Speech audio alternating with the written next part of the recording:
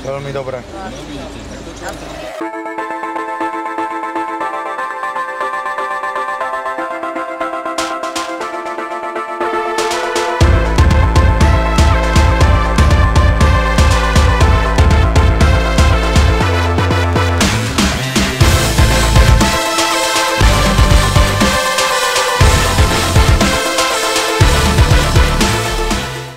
Zdravím všetkých opäť raz. Toto je špeciálne vydanie show Za ohradou. Opäť som na určitý čas zmizol z reality. Mám za sebou ďalší projekt, ktorý väčšina z vás a väčšina na Slovensku hodnotí ako neúspešne. Ja však sám dobre viem, že čo je úspešné a čo je neúspešné. Opäť vyšli von veci, ku ktorým sa ja potrebujem vyjadriť. Jednoducho nebol som tu, tak ako som vám spomínal, show Za ohradou, nemá sa čoho báť, nemá sa pred kým skrývať, takže tu vždy vám budú prinášané iba fakty a žiadne beznádejné hypotetické články, ktoré už nemajú ani len úroveň. Takže pár vecí sa stalo, hovorím, ktoré človeka jednak sklamú, zarazia, prekvapia a sú to také, na farme sme to volali, že štvorky útočné vidly rovno do chrbta.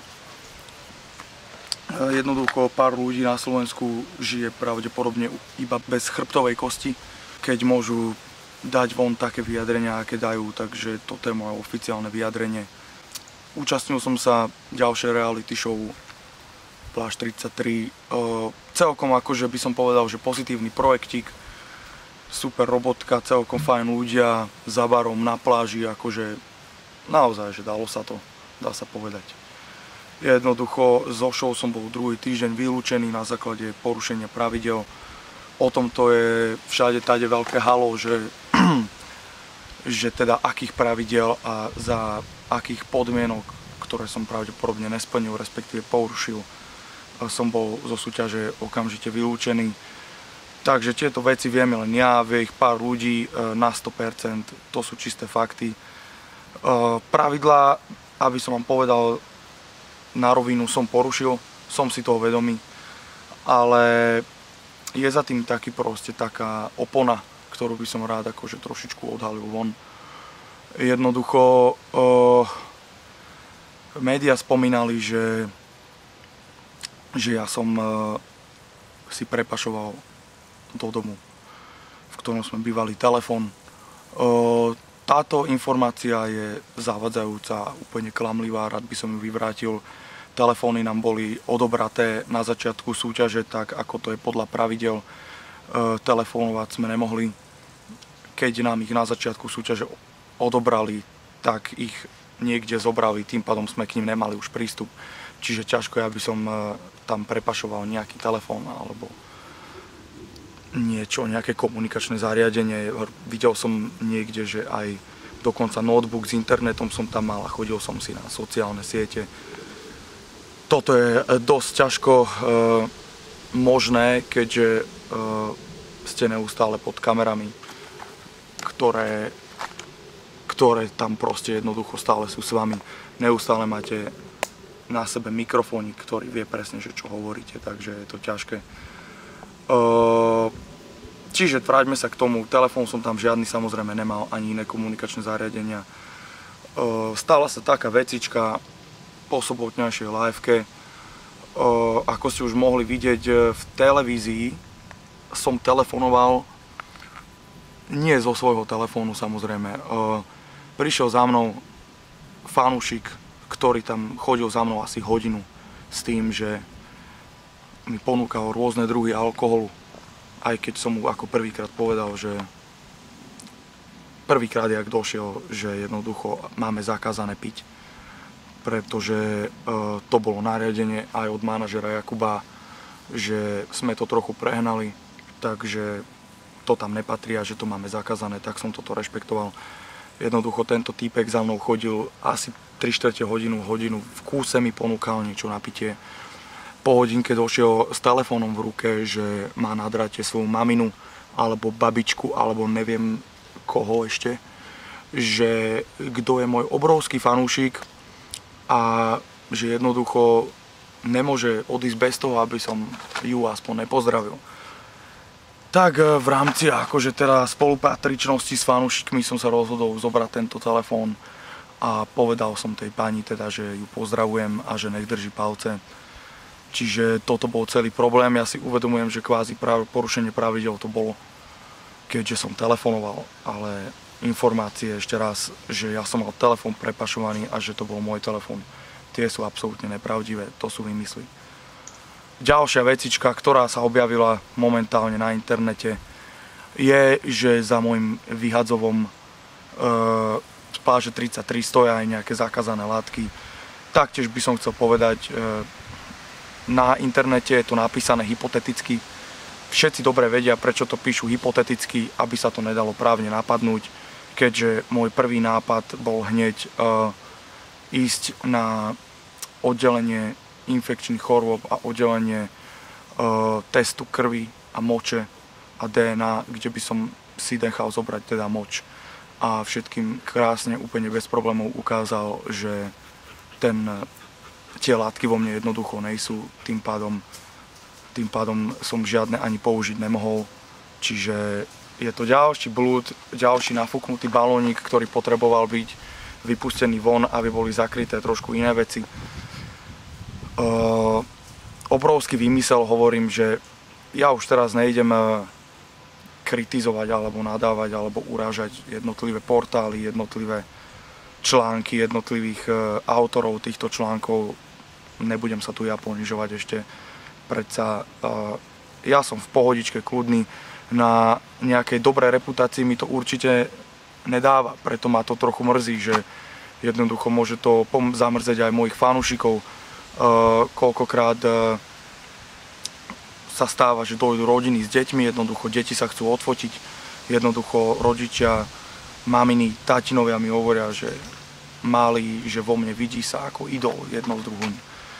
Toto sú potom ťažké veci, keď je o vás napísaný takýto článok, ktorý nemá s pravdou spoločné snáď absolútne nič.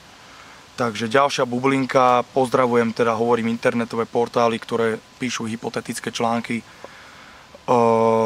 Chcel by som vám odkázať, že mám vás úplne v a jednoducho, keď si myslíte, že budete ničiť životy a dávať von takýto bullshit, takéto mediálne sračky, že vám to nejako, neviem, zvyšuje sledovanosť alebo čo, lebo je mi jasné, že asi zvyšuje, tak sa prosím, aspoň nepriživujte na mojom mene, píšte to o niekom inom. Ja to nemám zapotreby. Hovorím, čo sa týka novinárov, jednotlivých denníkov, bulvárov a portálov, ja som pravdepodobne už s mojimi vyjadreniami aj skončil, pretože to nemá absolútne význam dávať nejaké vyjadrenia k niečomu, čo napadá moju osobu a jednoducho ma to dosť uráža. Takže poprosím vás, dajte sa dokopy a začnite písať niečo normálne. Dajte si tam nejakú sekciu možno vedy a medicíny a prineste nejaké zaujímavé poznatky o tom, že ako sa ponovom dá liečiť rakovina, alebo ako sa ponovom vynachádzajú nejaké lieky, alebo ako sú nejaké alternatívne cesty, ako sa zbaviť možno ozonovej diery a nevypúšťať toľko emisí do vzduchu a takéto veci.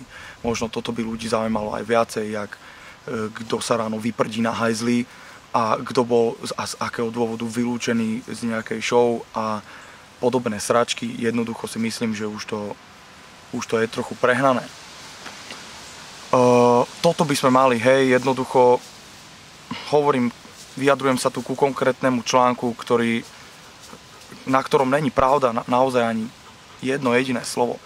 Jediné moje vyjadrenie v jednej vete, že je to teda absolútna blbosť. Takže asi toľko by som chcel k tomu povedať. Je mi to ľúto, že takéto niečo sa píše. Bohužiaľ, asi to patrí k tomu showbiznisu. Mne to nevadí, ja už som začal byť po mojej prvej showke celkom odolný voči takýmto bezočivým článkom. Chcem, aby si ľudia uvedomili, že čítajú totálny humus a jednoducho, neviem, položia hovno na poličku a hovoria vám o ňom, že je torta. Nemôžete to zežrať. Proste musíte mať svoj vlastný názor a jednoducho väčšina z vás ho aj má. čo sa mi páči, že jednoducho viete aj pochopiť. Sú aj takí, čo vedia pochopiť a dať si 1 plus 1 dokopy. Ale tých je zatiaľ veľmi málo, by som povedal. Hej, väčšina ľudí skôr si to prečíta, jasné, všetko hneď zožere aj s navijáčikom. To je úplná blbosť, netreba to vôbec riešiť, tieto veci nejsú pravdivé. Jednoducho pozerajte moju show a tu sa dozviete fakty a pravdivé veci. Nemôžem vám nič na nich k tomu povedať. No a som naspäť vonku, ľudia. Samozrejme, točíme showku za ohradou. Jednoducho, momentálne ste si mohli všimnúť, že z celého internetu boli pozastavené, respektíve stiahnuté videá za ohradou. Chcem vás ubezpečiť, že vôbec nič sa nedeje, jednoducho potrebujeme doriešiť aj isté právne veci, určiť si strop, určiť si mantinely a hranice, že čo áno a čo nie, o čom respektíve o kom sa môžeme vyjadrovať a o kom ne, keďže už vznikli aj takéto veci vonku, že niekomu to pravdepodobne prekáža, že showke sa darí, že jednoducho prichádzajú informácie jedna za druhou, ktoré proste možno by nemali byť vonku. Takže všetkým odkazujem, že sledujte ďalej. Je to iba pozastavené, ja mám teraz v pondelok stretnutie, dohodneme, podpíšeme veci a showka za ohradou beží ďalej. Beží ďalej so mnou, beží ďalej z Divine Pictures a točíme, beháme po Slovensku. Hovorím, hneď 3. augusta si nás môžete chytiť v Prievidzi, kde budeme v obchodnom centre Korzo.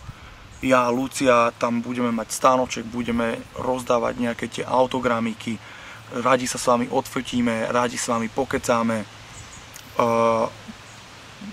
Hovorím, príďte tam, nájdete si voľný čas, tešíme sa na vás. Bude tam aj produkcia Divine Pictures, budeme tam na mieste práve tam točiť showku za ohradou. Sledujte nás, máme vás radi. Opäť sa budeme bez problémov vyjadrovať k hocičomu.